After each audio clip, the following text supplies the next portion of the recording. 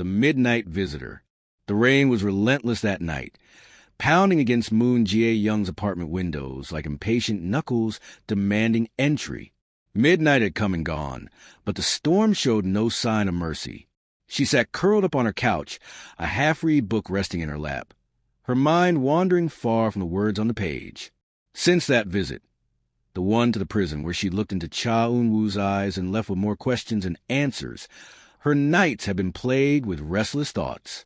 She told herself she had closure, that she understood what she needed to, but deep down, an uneasy current still flowed beneath the surface of her calm. She was about to stand and put the kettle on when a sharp knock rattled her door. Once, twice, then a third time, faster, urgent. Her first thought was irrational. Who would come here at this hour? When she opened the door, her breath caught in her throat. Cha Eun-woo stood there, soaked to the bone, hair plastered to his forehead, prison uniform clinging to his frame like a shadow he couldn't shake. His eyes locked onto hers, burning with something fierce. "Jae-young," he said, his voice hoarse but certain. I escaped. Before she could speak, before she could even process what she was hearing, he stepped inside and shut the door behind him, pressing his back against it as if the very air outside could swallow them both whole. She couldn't move at first. Her mind struggled to connect the man in front of her to the one she had last seen through reinforced glass and heavy security doors.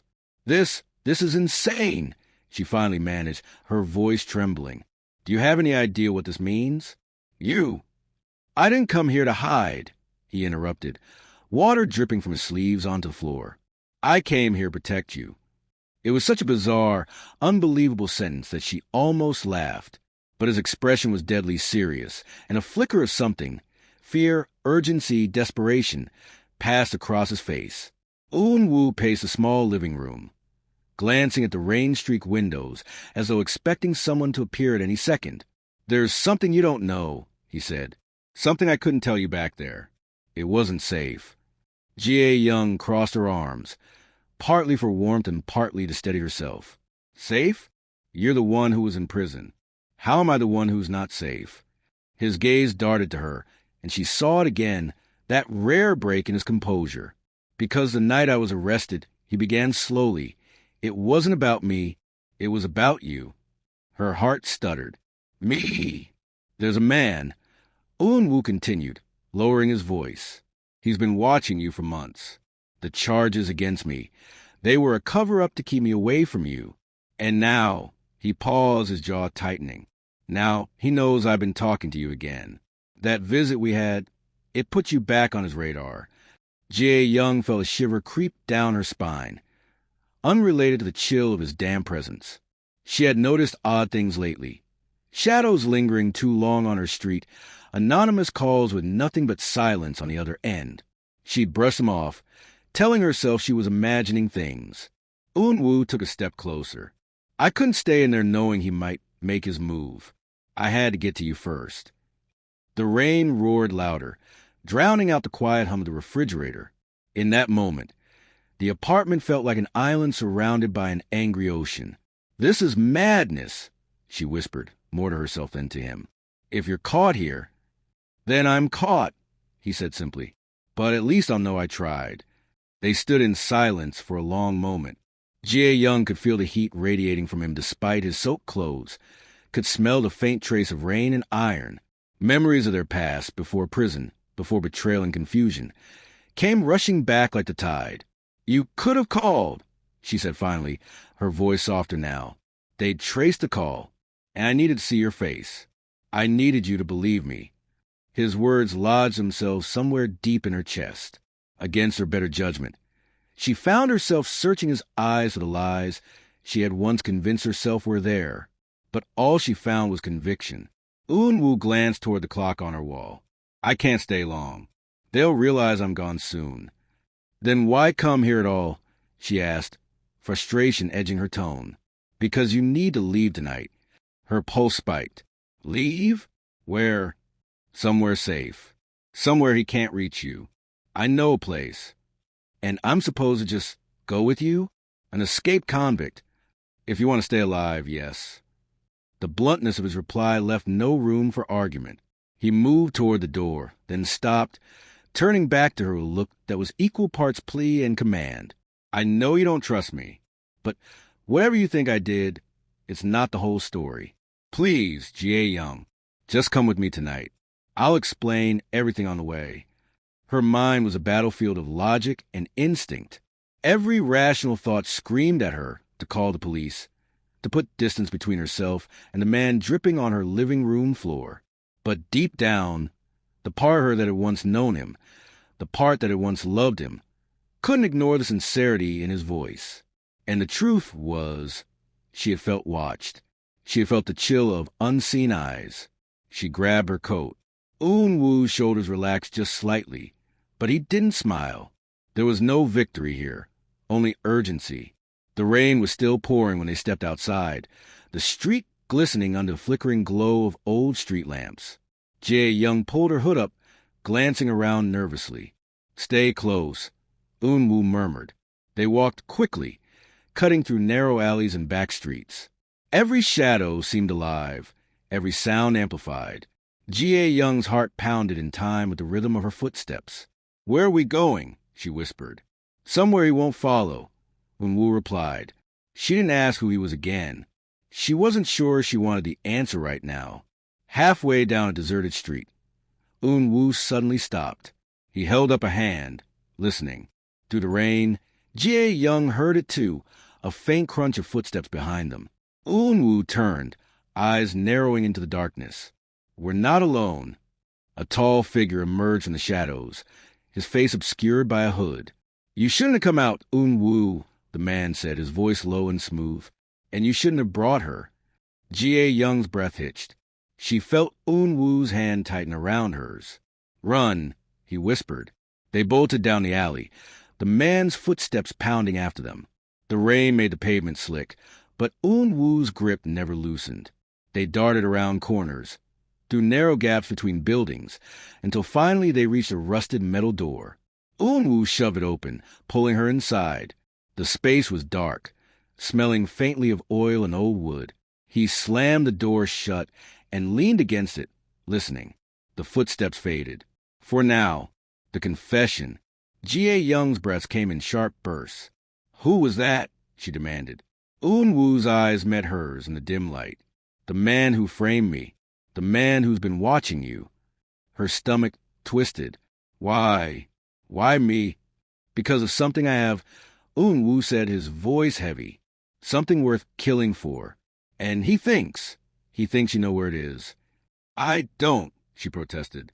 I know, Eun-woo said, but he doesn't believe that, which means we're both targets now. Outside, the storm raged on, but inside the small space, a fragile alliance had formed. The sound of the rain against the metal door was like a drumbeat, a constant reminder of the chase outside.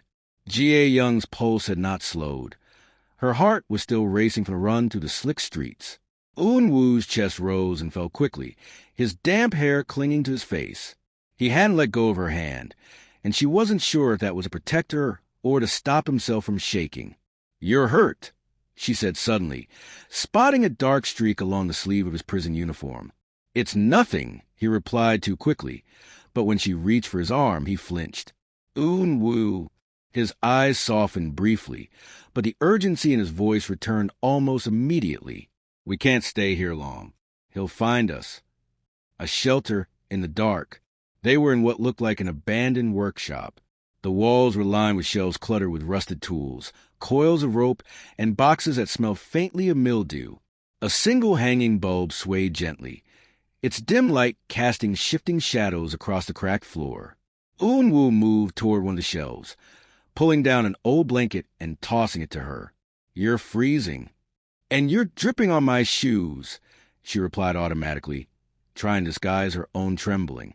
For a moment, his lips twitched as if he might smile, but instead he knelt and began inspecting the edges of the door, checking for weak spots. Jie Young couldn't get the image of the hooded figure out of her head. His voice had been too calm, too certain. Whoever he was, he wasn't just some random pursuer. He knew Eun-woo, and he knew her. Eun-woo, she began, her voice low. If he's the one who framed you, why didn't you tell me before? Why keep me in the dark? Because I thought I could deal with him alone. Eun-woo said, not looking up from the door. I didn't want you involved. Too late for that, she muttered. He finally turned to face her.